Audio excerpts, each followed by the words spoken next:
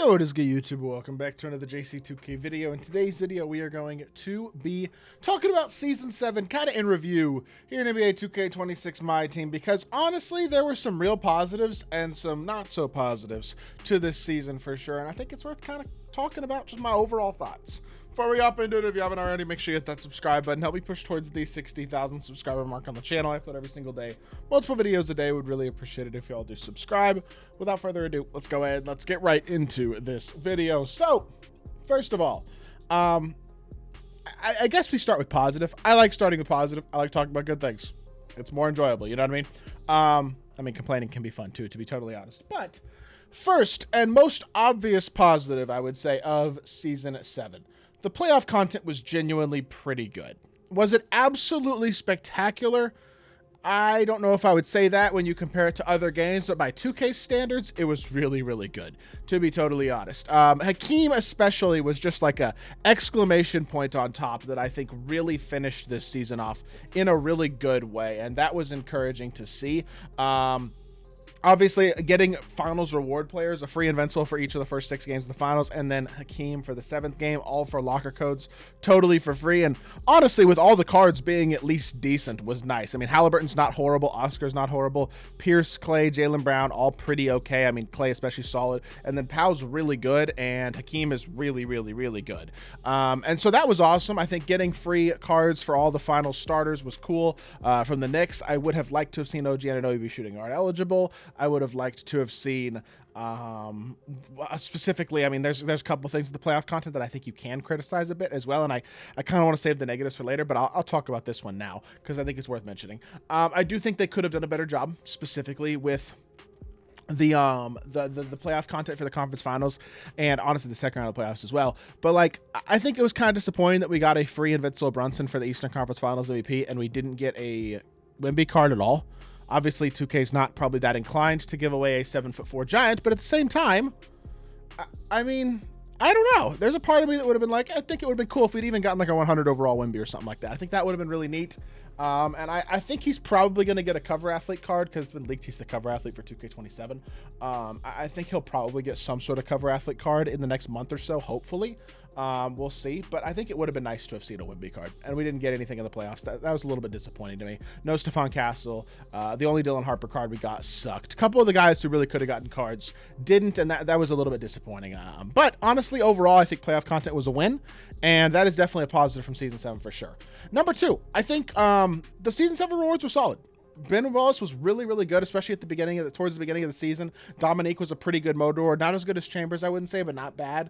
And then obviously MJ is one of the biggest name low 40s possible. Like obviously it's about the biggest name you could possibly drop. He's not exactly the best overall level 40 card in terms of sheer meta, I would say, because I mean, obviously at 6'6", he's just a little small at this point in the year, but he was genuinely a really good card that is still absolutely usable, has been this entire season, is still very, very good, and continues the run of consistently high level 40 cards that we've now gotten for quite a while now. That's one of the things that I really will give 2K credit on this year, is that we have gotten a lot of good low 40 rewards this year. I mean, every single low 40 except for Anthony Edwards this year truly has been a high level card, and I would say Jacob Gonzalez is I'm sorry, I'm talking about fantasy baseball. I just slipped in my fault. But I would say MJ was another really, really good one. That was random, my bad, yo. That being said, I think as a whole, I think 2K's done well. I really do. I think they've done a very solid job all season with the, well, really all year with the low 40 cards and stuff like that. And getting some other cards that are worth it beyond the low 40 cards has been cool as well. Guys like Wilkins this season and Tom Chambers last season and Ben Wallace this season and things of that nature. I think that's been cool to see as well. And I think that's definitely a net positive as well. Now, moving on to other positives. I mean, I think budget content is pretty good.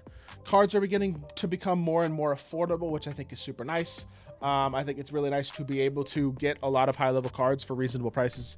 The fact that a lot of these top tier, even like good GOAT cards and stuff, are becoming more and more inexpensive is a W. There's no doubt about that. And I think as a whole, we are on a positive path for sure when it comes to the price point of cards and the attainability of elite level cards and stuff like that. And that's not shocking in in-game, but I will say that has also been a net positive.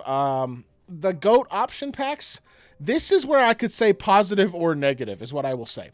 These boxes, are they a positive? Are they a negative? I think there are people that would say both. I can see the argument of, ooh, I think it's a great positive that I can get the best card in the game guaranteed for $100.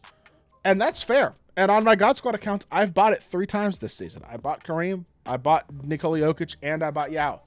And you know what? It's far, far, far cheaper than any of the best cards in the game have been throughout the year prior to this. And so for that reason, I can totally see the argument of, oh, this is a huge W.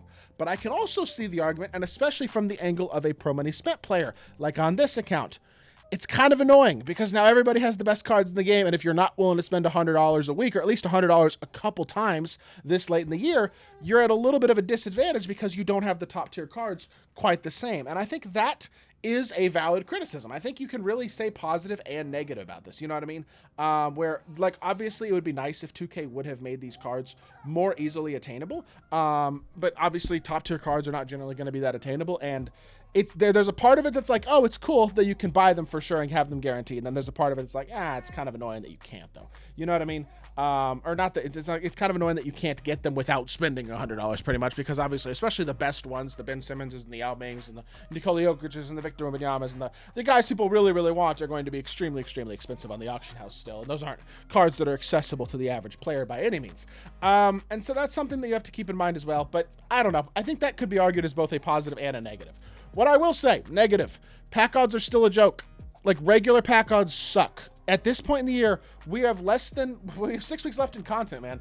I mean, we're towards the very end of the game cycle, and you still have a 3.1% chance at a 100 overall. And I honestly didn't like the fact that they changed throughout the season the depth of these drops. Like, to start the season, we were still getting Dark Matters and stuff. And then partway through the season, we stopped getting Dark Matters. I don't think it was this drop. I think it was the drop after this one. No, that was a Tuesday drop, actually. But this Friday drop, we stopped getting Dark Matters, which I was like, okay, I guess that's fine. But I'd like to still get some Dark Matters.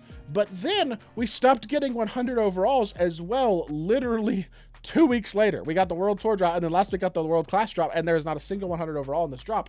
I think limiting the cards and drops to only Invincible and GOAT card is not something I'm a big fan of, especially when the odds are going to be as low as they are to actually pull an Invincible or a GOAT card. That is something that I think deserves a lot of real criticism, and I think that might be the biggest L overall of Season 7, has been the disappointment with pack odds just not getting better enough. And I do think overall the festivals this season, while this last World Tour festival was better than the first 2, with especially Peja and Batum being, well, one of the 2 being attainable if you grind the festival, I think the Splash Zone Festival, or just the Splash Festival, was really mid. This was a very, very underwhelming festival. And honestly, the Generational Festival was pretty mid as well. Although Luol Deng and Jermaine O'Neal were definitely borderline attainable, and Luol's really good. But I do think as a whole, these first 2 festivals of the season were really mid, and even this last festival wasn't incredibly good. So I think that's another real criticism, is that the festivals have just continued to be mid. They're money grabs at the top still. And obviously, if you're not going for the top tier cards, I think overall they've been a bit underwhelming this season. And so that's not ideal, but I think that is worth mentioning as well.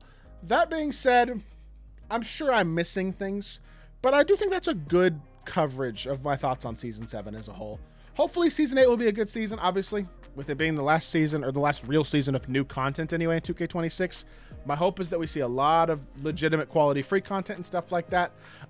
This is generally the time of year where 2K tries more and more to drop stuff that people like and make the community happy so that they're more likely to pre-order the game next year and stuff like that. So, you know what? I will take positive content when it comes. We'll see what Season 8 looks like. I hope y'all did enjoy today's video. If you did, make sure you hit that like button, leave a comment, and subscribe. I'll be back on more 2K content very, very soon, and I appreciate y'all.